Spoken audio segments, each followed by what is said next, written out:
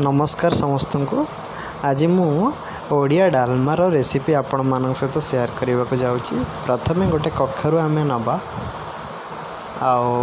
आलू नवा डाली डाली रे मुग डाली भी नवा हरड़ डाली भी नवा ताको भलसे आम भिजई दबा। किस समय भिजई देला परे आम एपटे आमर परिवार कटाकटी काम सब सारीदबा। टमाटो भी किछिटा आम आमर आवश्यकता अनुसार काटिकी रखिबा। ताको भल से धोई सारा पर देखो मुझे कखारुटी काटिकी धोई रखी आलू भी काटी सारी आपण इच्छा अनुसार आलू को सेप दे पारे। तापर या भल से धोई सारा पर प्रेशर कुकर रे प्रथम आम डाली को ऐड करदे। दुईटी डाली को मिक्स करद हरड़ डाली और मुग डाली टिके स्वाद भल आसो ना से तापर आपको ऐड कर सारापर से आमर जी भी आम वेजिटेबल्स काटिचे टमाटो आलू एंड कखारू को ताको भल से धोईकी ऐड करदे।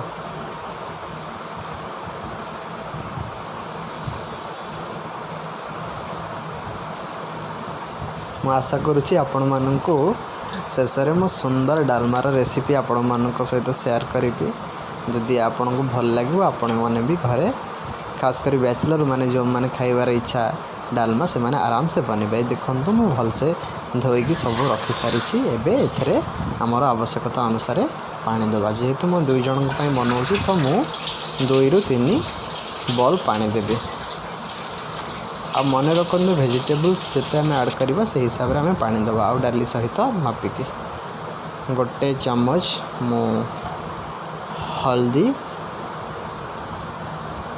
पूरा 1 चम्मच एंड आ गोटे हाफ स्पून हल्दी मु पकेली एंड 1 चम्मच लुण मध्य मु ऐड करिछि।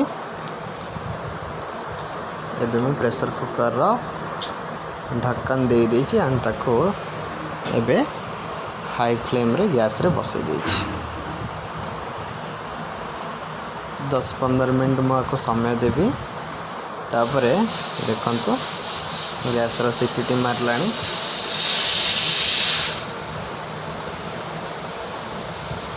5टी सीटी मैक्सिमम आपको जदि बेसी सीझा खाइबा को पसंद ताले 5टा सीटी जाए आप वेट करें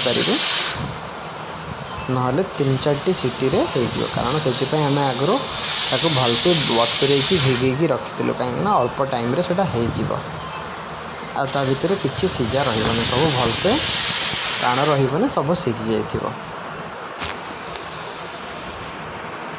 एबे देखिबा केमती हेछि टेक्सचर केमती आसुची भलसे हेछि कि नहीं मैं आपण मानक सहित शेयर करिवे।